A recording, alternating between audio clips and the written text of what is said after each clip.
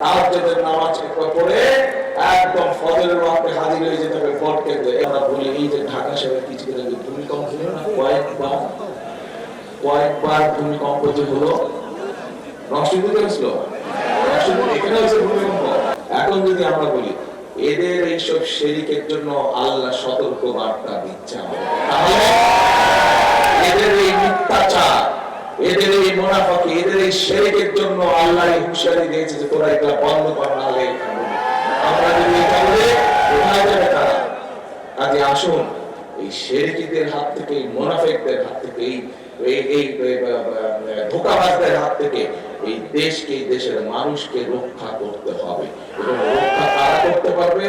রক্ষা করতে পারবে একমাত্র এই দেশের গণতান্ত্রিকামী মানুষ, এই দেশের গণতান্ত্রিকামী মানুষ, এই দেশের স্বাধীনতা সার্বভৌমত্বে যারা বিশ্বাস করে একমাত্র তারা এই দেশের জনগণ রক্ষা করতে পারবে।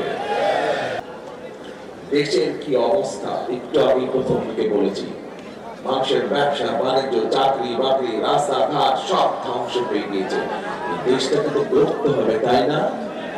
এই দেশ কিন্তু গড়তে হবে। একজন তো দিল্লি ভেঙে গেছে, আবার আরেকজনের কিছু হলেই পিন্ডি ভেঙে যায়, পিন্ডি চলে যায়। দিব কিসে ধানের শীষে আপনাদের ছেড়া খালেদা যে একটাই কথা, আমার যা কিছু আমার কোথাও ঠিকানা নেই, এই দেশের মাটি আমার ঠিকানা, দেশের মানুষকে রেখে আমি কোথাও যাবো না। খালেদা যে কোথাও যায় নাই আপনাদেরকে রেখে। কাজে প্রিয় ভাই বোনেরা, এই দেশকে আমাদের গড়ে তুলতে হবে। এই দেশে যা কিছু বিগত 15 বছরে ধ্বংস হয়েছে, এই দেশকে গড়ে তুলতে হবে। দেশকে গড়ে তুলতে হলে আমাদের সকলকে একসাথে কাজ করতে হবে। কিভাবে দেশকে গড়ে তুলবো আমরা? আমাদের এই দেশের কৃষি ব্যবস্থাকে গড়ে তুলতে হবে, কৃষকদের পাশে দাঁড়াতে হবে। এই যে মা বোনেরা আছে তাদের পাশে আমাদেরকে দাঁড়াতে হবে। যারা বেকার যুবক আছে, তরুণ আছে, যারা আছে তাদেরকে কর্মসংস্থানের ব্যবস্থা করতে হবে।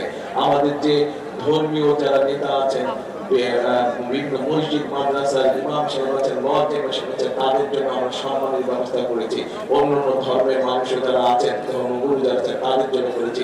এই পরিকল্পনাগুলো আমাদেরকে বাস্তবায়ন করতে হবে। প্রিয় ভাই বোনেরা, কথা একটাই, করব কাজ, করব দেশ, সবার আগে বাংলাদেশ। কিন্তু বাংলাদেশকে যদি সবার আগে নিতে হয় তাহলে ধানের শীষের পিছনে গিয়ে দাঁড়াতে হবে। ধানের শীষের পিছনে গিয়ে দাঁড়ালে ধানের শীষ জিতলে ইনশাআল্লাহ বাংলাদেশও এগিয়ে যাবে। ঠিক তাই আমরা কি সিদ্ধান্ত নিলাম?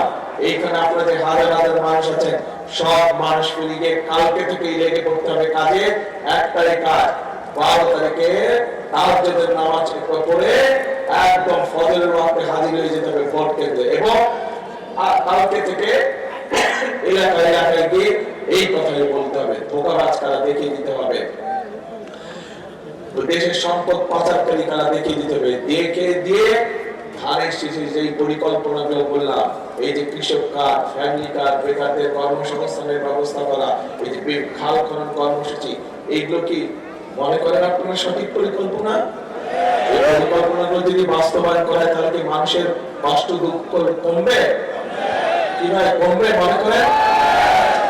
যদি কমে, এই কাজগুলো ইনশাআল্লাহ আপনাদের আগামী বিএনপি সরকার করবে, এই সবগুলো কাজ ইনশাআল্লাহ। কিন্তু আপনাদেরকে 12 তারিখে আসল কামটা করে ফেলতে হবে। 12 তারিখে আপনাদেরকে আসল কামটা করে ফেলতে হবে, বোঝা গেছে ইনশাআল্লাহ। তাহলে শেষ কথা, এক কথা ওটাই, করব কাজ,